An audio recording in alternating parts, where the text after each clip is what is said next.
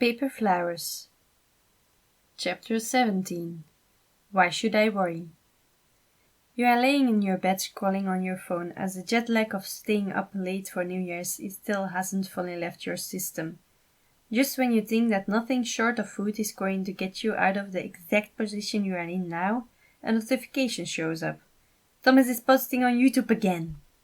You click the link and move to a more comfortable video watching situation. As the video loads, you quickly read the title. Another year of lying to myself. In song.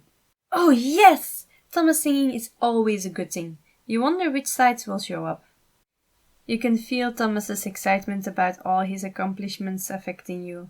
He's right, the last year was not great, but there were tons of things you could be personally grateful for. Then Teach pops up. Well, guess it's his turn to have a bit of a spotlight. Or so you think. Only a few sentences in, that shows up. Damn, he's snarky. Poor Thomas, the both of them bickering can't be easy to deal with, especially when they are both right. And isn't that a mood? And then Prince shows up as well to add to the chaos. And oh boy, it's a chaotic mess. And as Thomas is trying to give you a heart attack, anxiety shows up in his out-of-nowhere loud manner, silencing the crowd. Logic looking actually terrified by the sudden appearance, Morality surprised and nervous, and Prince, he kind of looks resigned. Oh, good, my anxiety, right on time, Thomas says. What brings you here? I thought you didn't care for this video, Prince asked, a little challenging. All those emotions and thoughts in complete turmoil? How could I not show up at this party? Unbelievable! This was totally supposed to be my episode, Teacher objects, and you have to feel for the guy. And I would have gladly let you have it, Specs. But then you all had to make a big mess of it, Anxiety shrugged. Besides, a video with just you would be way too boring anyway. One of us would have had to show up and make people not fall asleep, he added with a smirk. Burn! Prince whispered as Thomas and Morality winced at that remark. What burn? There is no fire, Logic pointed out impatiently. Yeah, we're not even going to start with that, Anxiety drawled. This whole conversation is just so amusing. You are getting so worked up about this whole thing, what you need to start doing and stop doing, and in a month, probably less, it's all going to be for nothing. You'll stop trying and all this, he gestured to the room in general with a little extra indication to himself, will be for nothing. Prince was ready to support Thomas on this, but Morality and Logic were there with a reality check. Much to Anxiety's satisfaction. Ah! I hate it when you are right, Prince sighed dramatically. And then the catchiest song ever starts playing. You have to agree with Anxiety. That will be stuck in your head all day. You do wonder if you should be worried about his hurt expression when Thomas sang back at him, or about Logic's need to take the spotlight.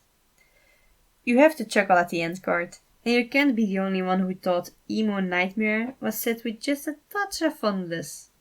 You open your note app on your phone and start to write down a few ideas of things you can manage to accomplish this year.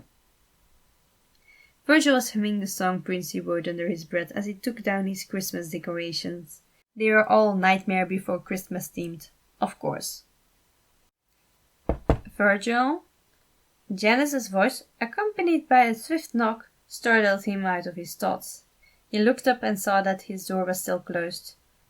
Well, who would have thought? Janice actually learned from his mistakes and made an effort.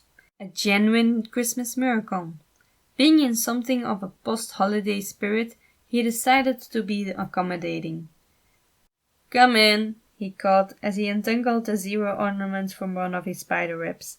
He should replace them one of these days. They were getting dirty and lumpy. May I assist? Janice asked as he stepped into the room and saw that Virgil was doing. His tone tense. Virgil looked down. Sure. Can you get the streamers?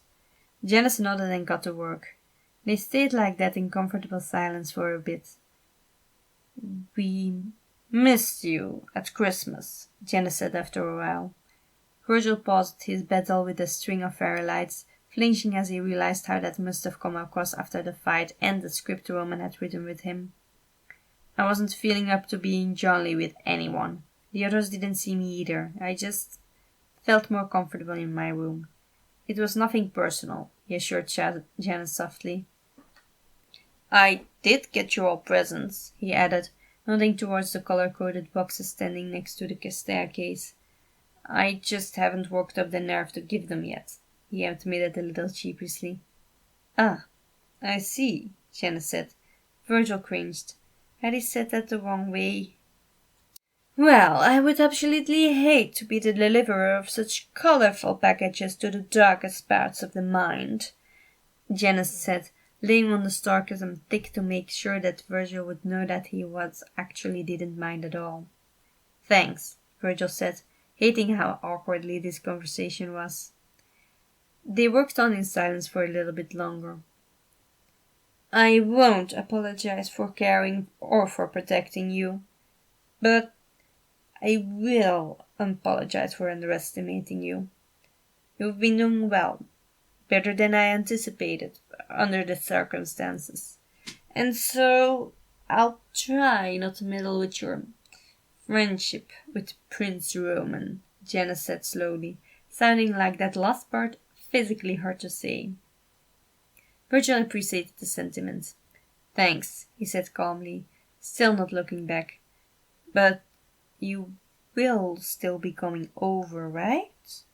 Janice asked, trying to sound like he didn't care that much, but there was the slightest tremble in his voice. One you wouldn't hear if you weren't listening for it. Luckily, Virgil was on high alert right now for any cues. Of course. How about a movie night tomorrow? He suggested. He already had plans with Roman this afternoon, and if he managed to get himself to family dinner upstairs afterwards, he'd be drained for the day.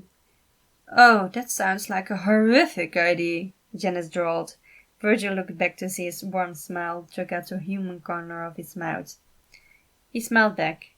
Well, too bad. I'm coming over and you better have the movie ready, he teases, as he gets off the ladder and looks around. All decoration was down. His room was back to regular gloomy. Thanks for the help. See you tomorrow then? He asked carefully. Janice nodded.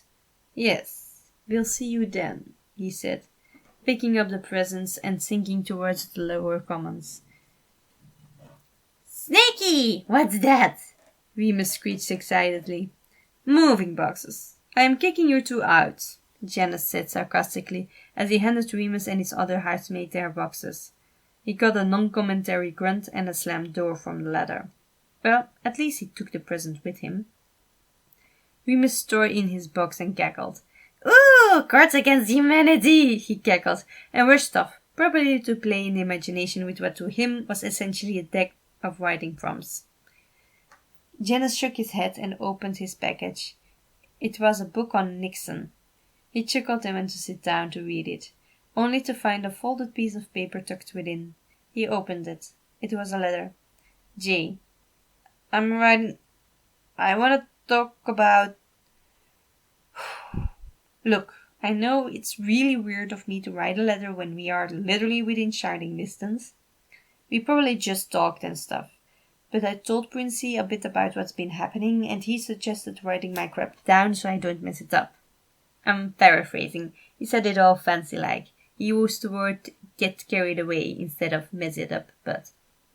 Anyway, so about how things have been going. The point is that I still care about you guys, and that the others aren't hurting me. Can't both be true? That's the gist of what I'm struggling with, I guess. Can't I be feeling kind of okay where I'm at without losing all of you?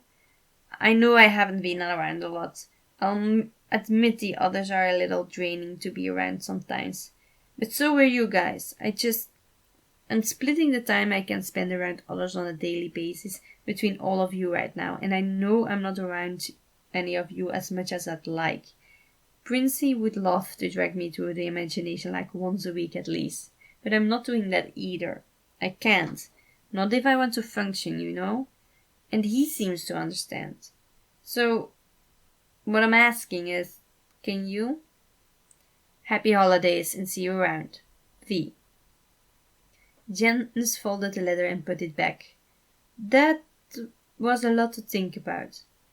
But he'll have to have an answer soon. He had the idea that his friendship with Virgil might depend on it. And if he wanted him to stick around and not choose to spend all his spare time around the upstairs sites or on quests with the prince, he'd have to come to terms with that friendship. Before he did that, though, he'd have to check on a few things, just to be safe.